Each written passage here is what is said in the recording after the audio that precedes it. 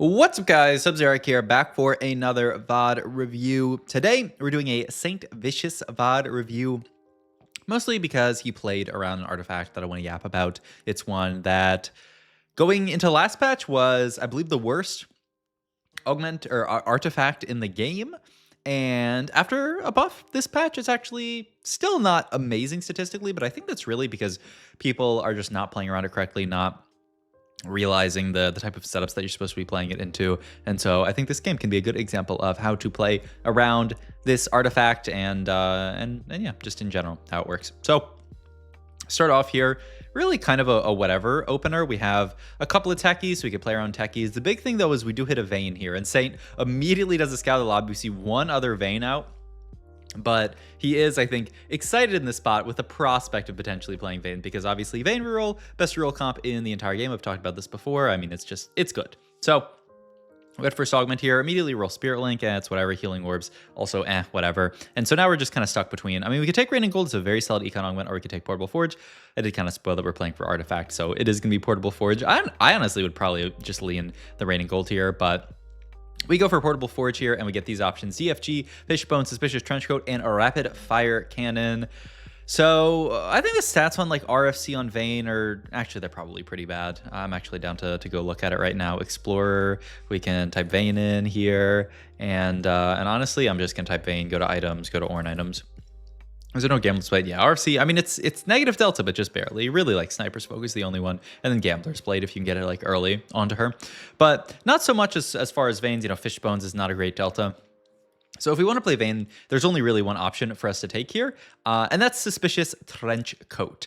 So we scout the lobby, see, are these people playing Vayne? Actually, no, we can probably get into a reasonable Vayne angle. We also do have a good Suspicious Trench Coat holder in the Vi, and we make this slam here. We make Suspicious Trench Coat plus Sterax Slam. Now, if you guys have played previous sets, if you guys played last set, this setup actually probably looks really, really familiar.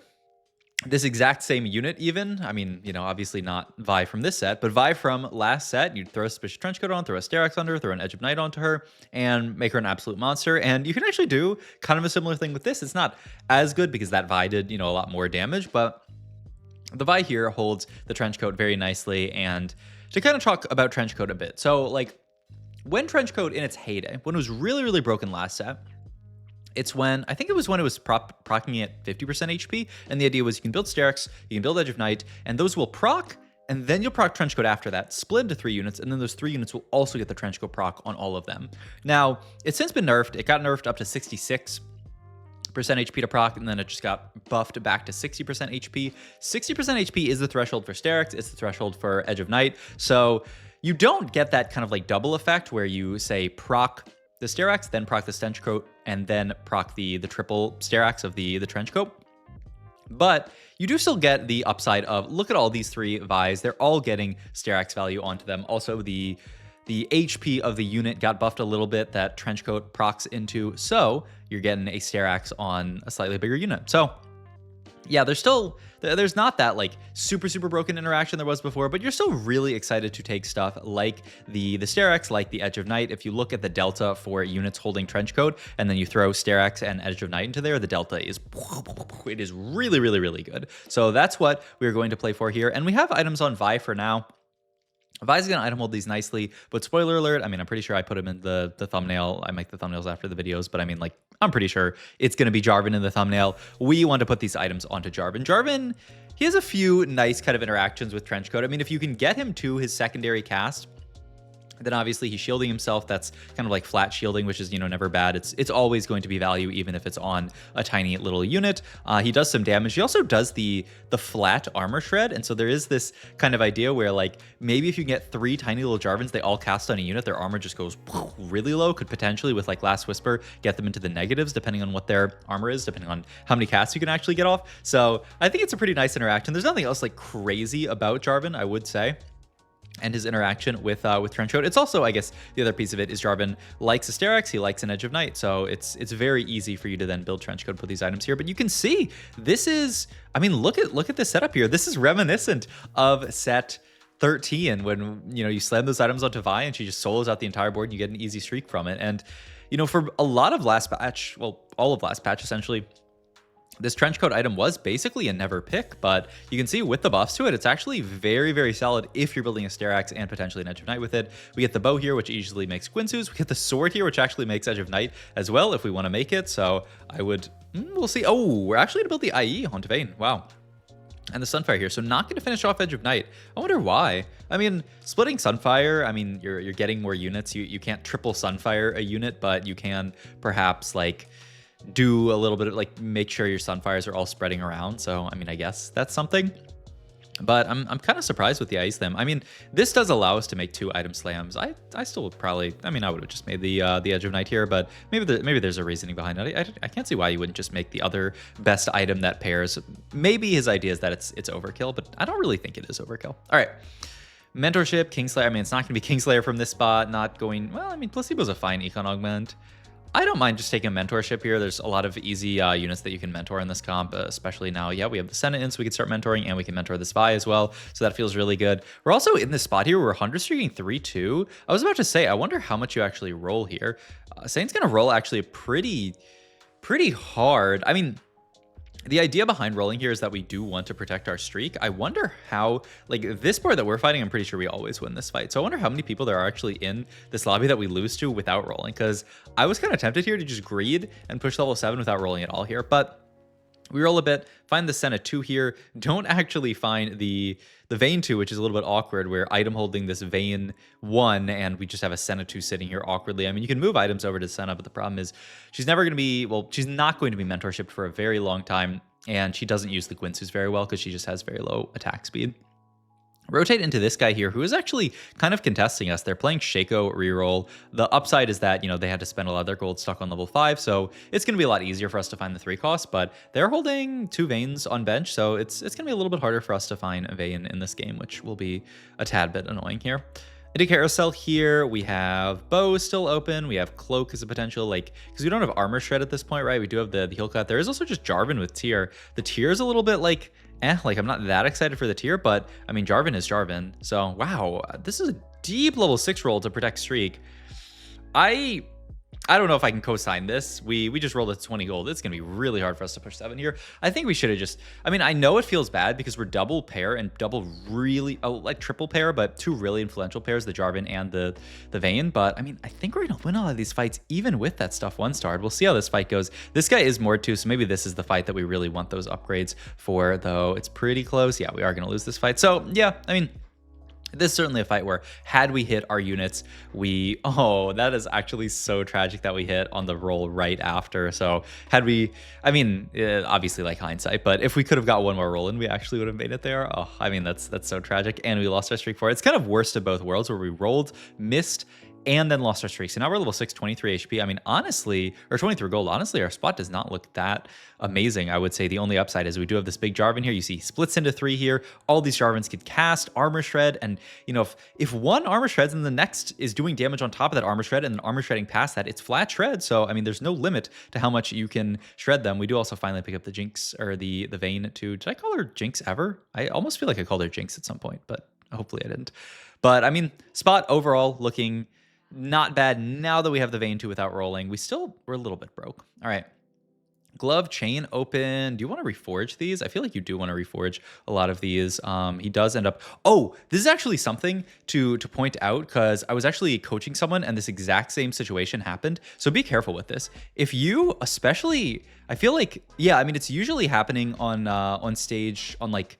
Yeah, on minion rounds like this, like when you're fighting this creep round and you have some reforgers overall. Yeah, they might need to bug fix this because, you know, people always talk about, well, when you get dropped these components, if you don't move them, they are not going to reforge. However, you have a remover here. We have one remover here. And so what happens is we have this remover in this slot, these go into these slots, but then we get another remover because, you know, it's minions, we're getting a remover, and then the remover goes up to 2, and then it jumps up here and shifts these down, and then these will actually reforge even though we didn't swap their slots. So it's actually kind of funny, but on the rounds past 2-1, you actually have to be pretty careful. You can't just let them sit and have them not reforge. Like if you want to save them, you need to hold them.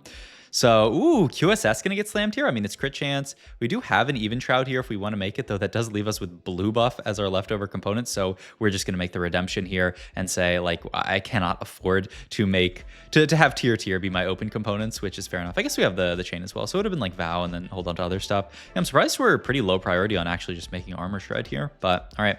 Slayer Circlet, I mean, Circlets in general, not great. Trifecta is actually, sounds pretty great here. I mean, you have the, yeah, I mean, I think this is fantastic. You have the Jarvan and the Senna to play around very easily. Do you have a third 3-cost that you actually will normally fit on this board? I'm trying to think. I mean, even getting 2 3-costs of value is like, it's not that bad.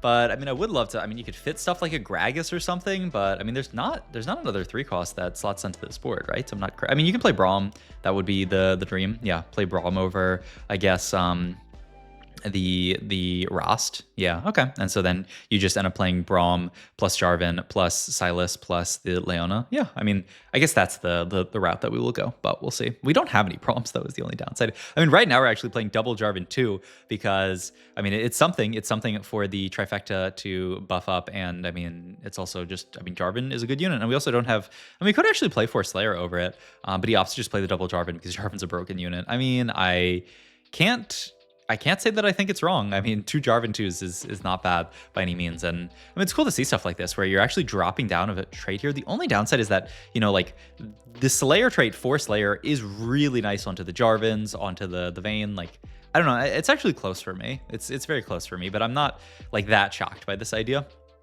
All right. We do still, like in my head, I'm still looking for armor shred here, which would be belt. He's going to go for a cloak here, which is also kind of eventually armor shred here. No, wait, what? Who just took cloak? There was someone running at the exact same time as us.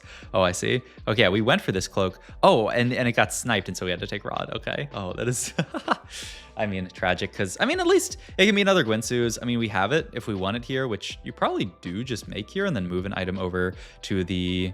No, we definitely, yeah, I like this a lot better. Move double Gwinsu here. Still IE onto Vayne. I don't know why, really. The statistics really hate IE on Vayne. Some people have speculated that like it's bugged, one of those situations where it's like inverse crit damage, though I don't know if that's real or if it's just because Vayne is not a unit that really benefits from IE, but whatever the reason, the stats kind of hate IE onto Vayne. So I'm pretty surprised that he really wants to put the IE onto Vayne there. I'd much rather just throw that onto Senna. It's not amazing as a single item, but it's whatever. We do pick up another Jarvan here, so we're getting very close. We also pick up the Zed here, so that's our 4 Slayer in, and it allows us to hit one of our 3 costs with the mentorship. We still need a Leona to kind of get the double, where, you know, Leona can be on front line, the Zed can be on back line, and we get mentorship on all of our units. Well, except for the 4 costs, but we can't do that for now, so we're just gonna prioritize mentoring the Jarvan, which I think is solid. I mean, yeah, he's the more itemized unit. So take another loss here. The upside is we win streaked for a very long time earlier in this game, so it's 4-6. We're 56 HP. We don't feel like you don't have to roll to 0 here, which I think is an important call from Saint here, just to say, I mean, I'm 7 Jarvans, 6 Sennas, and 6 Vaynes. Like, we need a lot of gold to hit the rest of our board. We can sit level 7 for a long time, but I don't want to roll it too deep until it's, like, necessary. Now, the first time where it might become necessary is this next round here, because it's very possible that we roll, and, you know, if we find a Jarvan here, then we're very close. Yeah, once again, I mean, honestly, I'm surprised we even rolled this deep. I think I would have sat at 40 here, but all right. We make the Edge of Night here, so we finally actually get our triple item onto the Jarvan, and then we're forced to last slam a Vow onto this this Kane here, or the Rost, which will eventually end up just going onto Leona probably. But I mean, right now Rost is fine, and Leona 1 is Leona 1. But yeah, I mean, getting closer there, but I think because we missed so hard on that roll down, you're actually not supposed to roll that deep. But the second you find a Jarvan, you do have to just send it, basically, because we're 1 off Jarvan. Now we're really close to Senna. We have the dupes for Senna, so you're rolling here. I mean, we can dupe Vayne. Yeah, you kind of have to at this point. A little tragic because, you know, we'd love to get to the Senna 3, but dropping to 41 HP, yeah, I mean, especially this far into the game, you definitely feel the need to go for everything. And Vayne, I mean, she's your triple item unit. She is easily getting mentorship value. This is pretty rough, actually, that Shaco was same side versus us on our backline. We'll see what the Jarvan squad can do. All these Jarvans on this board here.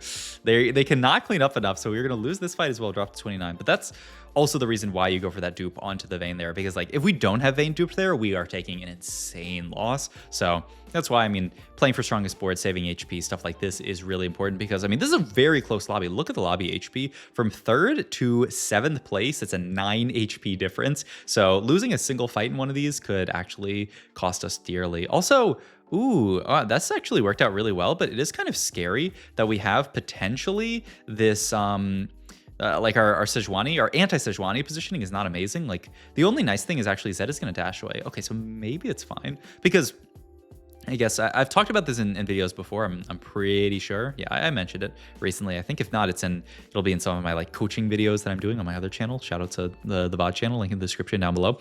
But you really don't want Sejuani being able to ult a unit that's in front of your backline units. What actually happened last fight is Sej walked up, aggroed onto Zed. Zed dashed away, and then Sej walked a little bit to the left and swapped aggro. Ooh, Gargoyle stoneplate. Interesting call here. Huh. I mean, I understand, like, you do get a Sterax over to the Zed, which is pretty cool. The only downside is you lose the Sterax onto the Jarvan with the trench coat. I think I might have kept it on Jarvan, but I mean, it's not too bad, I guess. The copies, I mean, are going to get good value of the Gargoyles with the shield, so not the end of the world. And it is a really solid tank item onto Jarvan. You do also really want him taking a lot of aggro at the start. You'd oftentimes see people like solo frontlining. Honestly, I'm kind of surprised we're not solo frontlining our own Jarvan here, like moving the Leona down a little bit, still getting mentorship value, but solo frontlining him. So especially now when he's getting all of this Gargoyles value, I think would make a lot of sense in the spot. But I mean, either way, we're chilling here. Rotate into a Vexotech board, which Jarvan does get a bunch of aggro, splits again. It's so satisfying to see him split. And then all these copies of Jarvan casting, getting shields. The Vexotech level 9 board looking pretty capped here. They got the AP from that augment, the something enhancements, or no, I mean, maybe that's a different name. It's something. It's the one that gives AP and AD to everybody on the backline. Look, I can't have every augment in my head, right?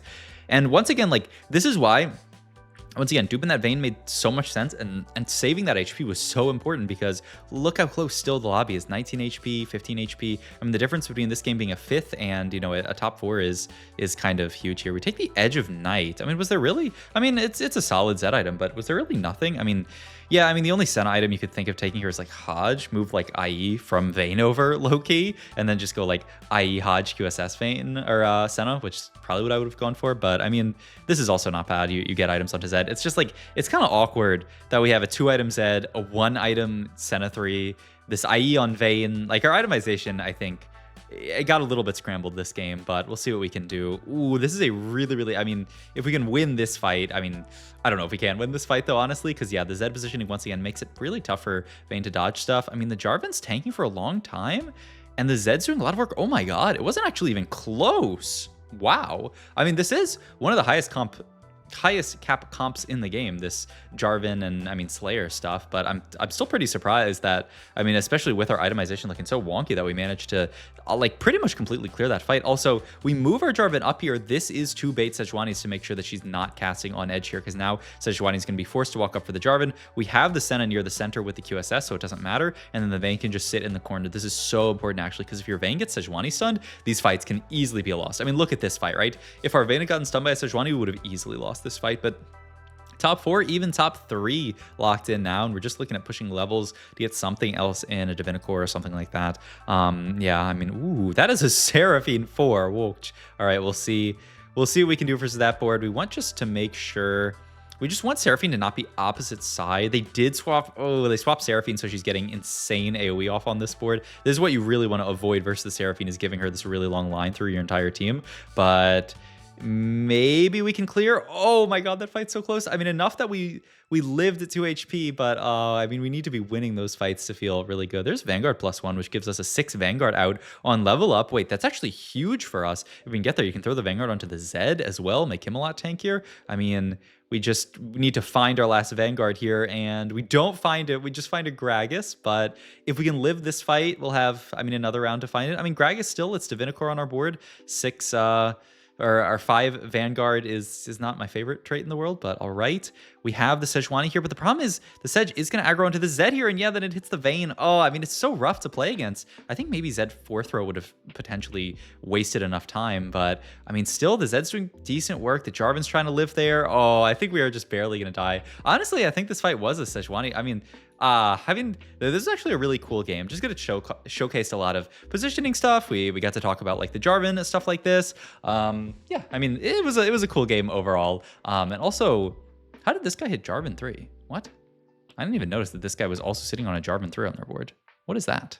I'm very confused by that. Well, some mysteries are never meant to be solved. Anyway, hope you guys enjoyed this video. If you did, please like, comment, subscribe, check out my Twitch, my Metafy, all my links down below, and I will see you guys in the next video. Thanks for watching.